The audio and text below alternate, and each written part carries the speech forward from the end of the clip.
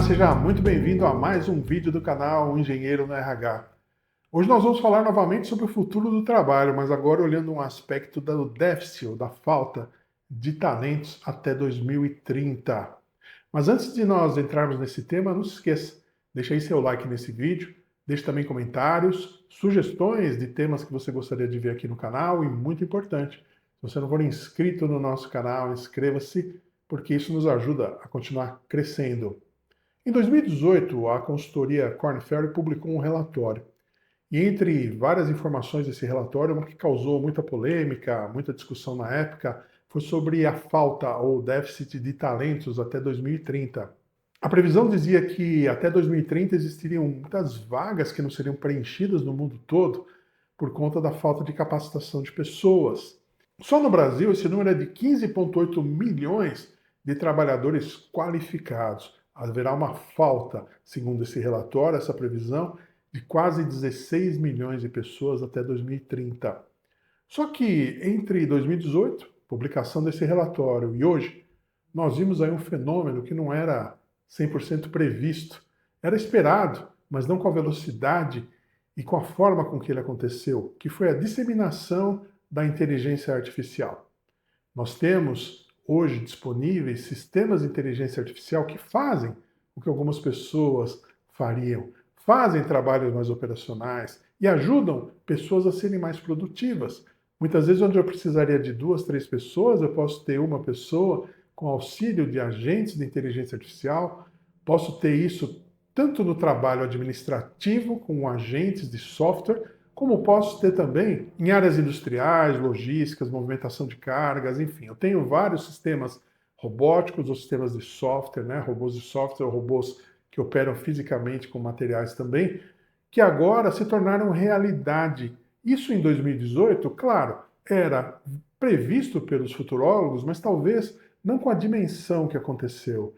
A disseminação do uso da inteligência artificial nos últimos 2, 3 anos, ela ocorreu de uma forma nunca imaginada. A evolução desses sistemas foi muito mais rápida do que prevista lá atrás. Então, será que isso mudou? Será que esse déficit de quase 16 milhões de pessoas e trabalhadores qualificados aqui no Brasil, a gente está falando somente de Brasil, 16 milhões, o mundo é um número muito maior, mas somente aqui no Brasil, será que isso mudou com a chegada desses novos sistemas de inteligência artificial? Vamos então aos fatos. Lá em 2018, qual era o cenário?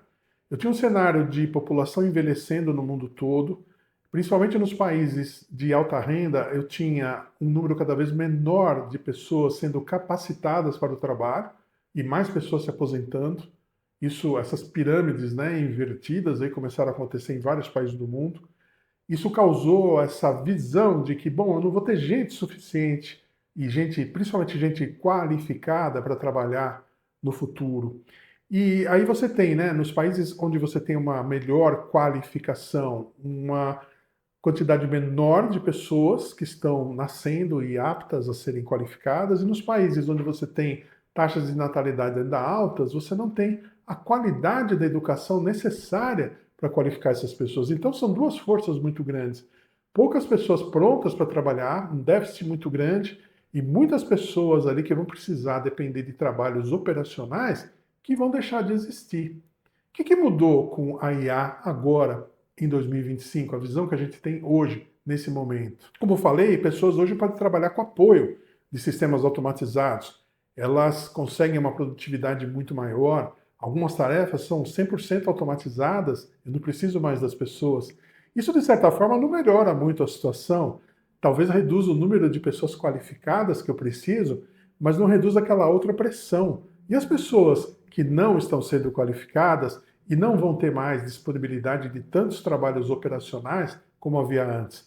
Então, parte do cenário de 2018 está muito real ainda. O horizonte que nós podemos enxergar agora, em 2025, é que esse déficit de talentos, de pessoas qualificadas, não foi anulado pela inteligência artificial.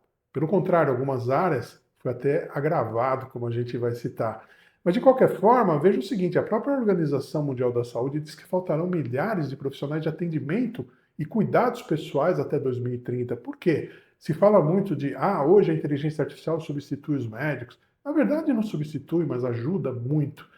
Talvez sejam necessários menos médicos no futuro, talvez, mas quem vai atender as pessoas na ponta? Quem vai aplicar os cuidados? Quem vai fazer o acompanhamento?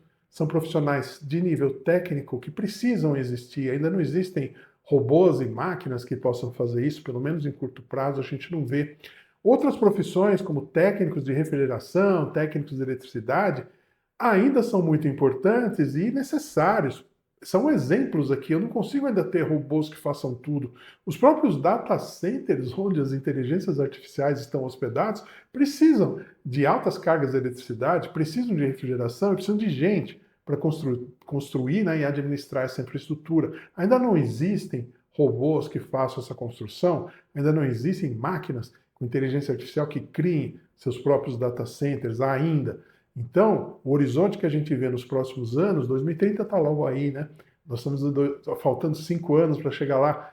A gente vê que ainda há escassez de muitos profissionais. Mudou, com certeza. A inteligência artificial fez uma mudança. Aqueles profissionais que lidam com tarefas do dia a dia operacionais hoje vão ter apoio das inteligências artificiais para fazer os seus relatórios, fazer as suas pesquisas, ajudar a montar aquilo tudo que eles estão montando.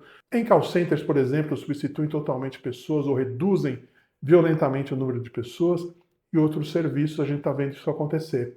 Mas existem ainda áreas com falta de pessoas qualificadas. E aquele fator demográfico também não mudou muito, né? Nós temos ainda países com envelhecimento da população acelerado, poucas pessoas prontas para serem qualificadas, apesar de um bom nível educacional, e outros países que ainda têm um crescimento populacional maior, com dificuldades na qualificação das pessoas. Esse desequilíbrio, ele continua e, de certa forma, tem se agravado aí ao longo do tempo. E outro ponto que muda, que está bem claro para a gente, é que lá em 2018 se falava em quantidade de pessoas. Então eu falava, eu preciso de 10 pessoas qualificadas para um determinado setor. Hoje eu falo, eu preciso de 4 pessoas qualificadas para esse setor. Mas essas pessoas têm que ter uma maior qualidade. Elas têm que dominar técnicas de inteligência artificial para que elas substituam as 10 previstas lá em 2018. Essas 4 têm que ser diferentes. A gente está falando de habilidades e não só de quantidade de pessoas.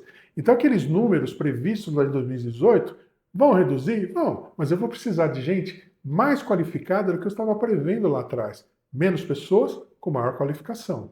É uma questão de complementar as habilidades que a inteligência artificial traz para a gente com pessoas que entendam como usá-la da melhor forma. Bom, o que nós podemos fazer a partir de agora para a gente se adequar melhor a isso? Para a gente tentar, de certa forma, suprir essa deficiência de pessoas que continua existindo, mas mudou. É trabalhar no mapeamento de tarefas. Por exemplo, eu tenho tarefas que precisam ser executadas, eu tenho que fazer um exercício ali de quais tarefas eu vou precisar daqui nos próximos anos dentro da organização e quem vai realizar essas tarefas. Quais as competências que eu preciso, as habilidades que eu preciso das pessoas para realizar essas tarefas, considerando que eu terei apoio de inteligência artificial. É isso mesmo. Antes a gente olhava a tarefa e falava, bom, eu preciso de uma pessoa que faça isso. Agora eu olho a tarefa e falo, bom, eu preciso de uma pessoa que faça isso junto com a inteligência artificial. A mudança é na habilidade das pessoas que vão trabalhar junto com sistemas inteligentes. É isso que foi a maior mudança, a mudança mais profunda desde aquele relatório de 2018 até agora. É isso que a gente consegue enxergar para os próximos anos. Pode mudar? Pode. A gente não sabe o que vai surgir amanhã. Antes, por exemplo, do lançamento do ChatGPT, a gente achava ainda que a inteligência artificial era algo de filme de ficção científica, ou de laboratórios, ou de pesquisadores. De repente, aparece uma inteligência artificial que você começa a usar no dia a dia, para você trabalhar, para você fazer suas coisas em casa. E aí aparece mais uma, e mais uma, e mais uma. Hoje o volume de sistemas de inteligência artificial que trabalham com som, com imagem, com tudo que você possa imaginar é imenso. A gente não consegue acompanhar. Então a gente não sabe dizer se daqui a 2 anos, 3 anos, estaremos exatamente com essa mesma visão que nós temos hoje. Mas hoje a escassez continua, só que eu preciso de pessoas qualificadas para trabalhar em conjunto com a inteligência artificial, para que as suas habilidades complementem aquilo que a inteligência artificial pode fazer. É o contrário, né? Não é assim, preciso de uma pessoa e ela vai usar a ferramenta. Não. O que a inteligência artificial já faz para mim? O que eu preciso que as pessoas façam para que esse resultado conjunto, pessoa qualificada, e inteligências artificiais tragam a maior produtividade e o melhor resultado possível. Concluindo, aquele relatório de 2018 da Korn Ferry estava errado? Não, de forma alguma. Ele trouxe a necessidade de talentos qualificados. Houve uma mudança. Hoje eu preciso de talentos qualificados, talvez em menor número, mas com qualificação diferente, uma combinação de competências, uma combinação de habilidades para lidar com inteligência artificial diferentes do que foi previsto lá em 2018. E a pergunta muda um pouquinho. Antes era, teremos gente suficiente? Hoje é, teremos gente com a qualificação e a combinação de competências e habilidades dentro do tempo certo, do tempo que nós vamos precisar? Essa é a nova pergunta. E o cenário do futuro do trabalho não é só um cenário de escassez de mão de obra, de falta de oportunidades, ele é um cenário de reinvenção. Nós profissionais, os líderes empresariais, os empresários, as pessoas que estão construindo as organizações, elas têm que pensar em adotar formas de qualificar as pessoas para o futuro. Vale aquilo que é feito na indústria, que sempre foi feito desde que o mundo é mundo, desde as primeiras empresas, primeiras organizações, que é treinar a mão de obra dentro de casa. Isso em algumas áreas era feito com uma profundidade muito grande, uma qualidade inclusive muito grande, há muitos anos. Hoje se parou um pouco, parece que as pessoas já vêm mais preparadas para o trabalho, mas de novo, está havendo essa necessidade. Por que não pensar em trazer potenciais para dentro da empresa e prepará-los para o que está vindo por aí, já com a carinha daquilo que a gente vai precisar? Pense nisso, pode ser aí uma saída para evitar a falta do profissional qualificado no momento que você precisar. Bem, espero que esse vídeo tenha sido útil para você. Não esqueça então de deixar seu like nesse vídeo, deixe aí também seus comentários, sugestões de vídeos que você gostaria de ver aqui no canal. E muito importante, se você não for inscrito no nosso canal, inscreva-se. Não custa nada para você, mas nos ajuda a continuar crescendo. Muito obrigado e até um próximo vídeo.